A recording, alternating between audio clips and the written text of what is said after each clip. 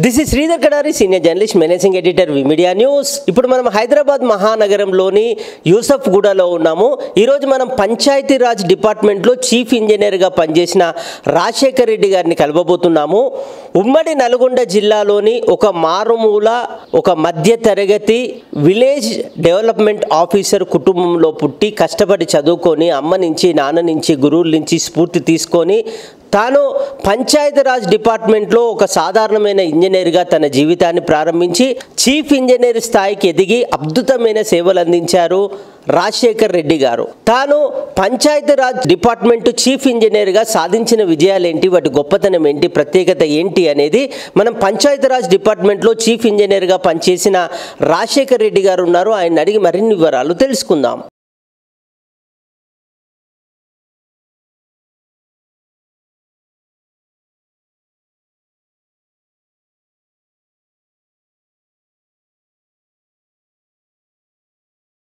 నా పేరు రాజశేఖర్ రెడ్డి ముసుకు.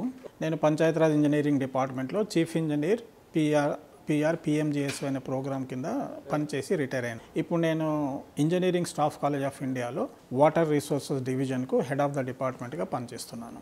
నేను మిర్యాలగూడ టౌన్లో పుట్టాను.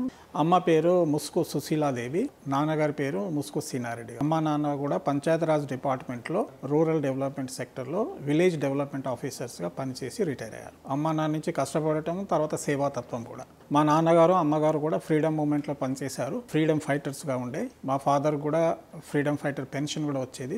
నేను స్కూల్ స్టార్టింగ్ నుంచి కూడా నోముల విలేజ్లోనే చదువుకున్నాము. మా విలేజ్ కూడా నల్గొండ డిస్టిక్లో one of the biggest village ఉండే. మేము చిన్నగా ఉన్నప్పుడు కూడా అన్ని విలేజ్లో అన్ని ఫెసిలిటీస్ ఉండే, including high school, veterinary hospital, primary health centre, every facility was there. So నేను 1 to 10th మా నోముల గ్రామంలోనే చదువుకున్నాను, జెడ్పిహెచ్ఎస్ నోముల. నేను 10th క్లాస్ తర్వాత నేను డైరెక్ట్గా మహబూబ్ నగర్ పాలిటెక్నిక్లో పాలిటెక్నిక్ కోర్స్ చేయడానికి, డిప్లొమా ఇన్ మెకానికల్ ఇంజనీరింగ్ చేయడానికి జాయిన్ అయినాను.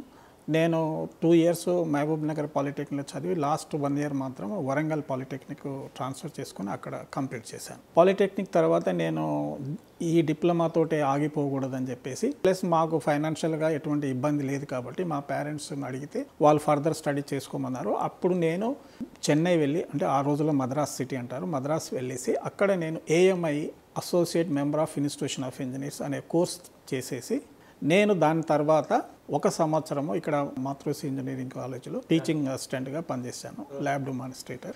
సో ఆ విధంగా ఒక ఇంజనీరింగ్ కాలేజీలో ఉంటే వాళ్ళకు మనము టీచింగ్ చేయటం వలన మన నాలెడ్జ్ కూడా ఇంప్రూవ్ అవుతుంది. ఫెసిలిటీ తోటి మనం ఏ విధమైన కాంపిటేటివ్ ఎగ్జామ్స్ రాయాలన్నా మనకు పనికి వస్తుందనే ఉద్దేశంతో అక్కడ పని చేస్తూ, అప్పుడు నేను సర్వీస్ కమిషను తర్వాత గేట్ ఎగ్జామినేషన్స్ 2 రాసి, మళ్ళీ నేను పోస్ట్ గ్రాడ్యుయేషన్ నాకు అన్నా యూనివర్సిటీలో సీట్ వస్తే నేను అక్కడ మళ్ళీ సేమ్ చెన్నై మద్రాస్కి వెళ్ళేసి అన్నా యూనివర్సిటీలో మాస్టర్ ఆఫ్ ఇంజనీరింగ్ చేశాను. సో నేను ఇంజనీరింగ్ పోస్ట్ గ్రాడ్యుయేషన్ చేస్తున్నప్పుడే, అంతకుముందే నేను AP public service commission exam రాసాము, assistant executive engineer post recruitment. అప్పుడు ఆ ఎగ్జామ్ రాసిన తర్వాత దాంట్లో నేను సక్సెస్ అయ్యాను.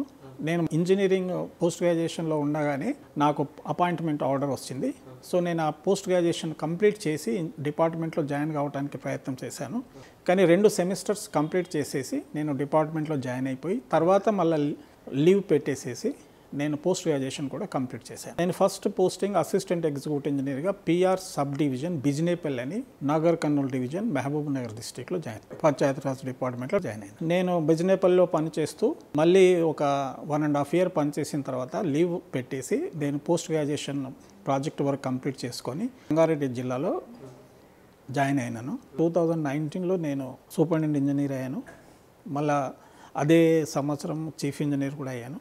చీఫ్ ఇంజనీర్ అయిన తర్వాత నాకు 1 year ఎక్స్టెన్షన్ ఇస్తే, నేను ఆ ఎక్స్టెన్షన్ పీరియడ్లో పిఎంజిఎస్ ఒక ప్రోగ్రాము కింద గవర్నమెంట్ ఆఫ్ ఇండియా నుంచి ఒక 800 crores ప్రాజెక్టు సబ్మిట్ చేసి క్లియర్ చేయించుకొని శాంక్షన్స్ తేవటం అనేది జరిగింది. ఆ పిఎంజిఎస్వి కింద చాలా అన్కనెక్టెడ్ హ్యాబిటేషన్స్కు అన్నిటికీ రోడ్స్ వేయటం జరిగింది. సో ఆ విధంగా నేను 2019 July 31st నాడు రిటైర్మెంట్ కావటం అనేది జరిగింది. చిన్నప్పుడు నేను యాక్చువల్గా నాకు సోషియాలజీ అంటే చాలా ఇంట్రెస్ట్, బట్ ఇంజనీర్ కావాలని ఒక ఇంట్రెస్ట్ వచ్చింది. ఎందుకంటే మా విలేజ్లో మా కజిన్ ఒక అతను సూపర్వైజర్గా పనిచేసేవాడు. అతన్ని చూసిన తర్వాత నేను కూడా ఒక డిప్లొమా చేసి సూపర్వైజర్ కావాలని ఒక కోరిక ఉండే.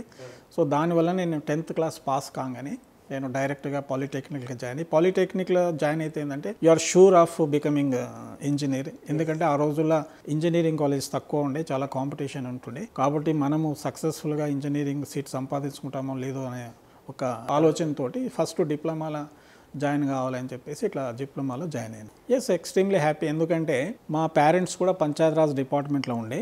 సో నాకు వచ్చిన మార్క్స్ని బట్టి, నాకు వచ్చిన ర్యాంకుని బట్టి అనుకోకుండా నాకు పంచాయతీరాజ్ ఇంజనీరింగ్ డిపార్ట్మెంట్లో పోస్టింగ్ వచ్చింది జూన్ 6th. సో నా ర్యాంకు 8 నెంబర్ ఉండే.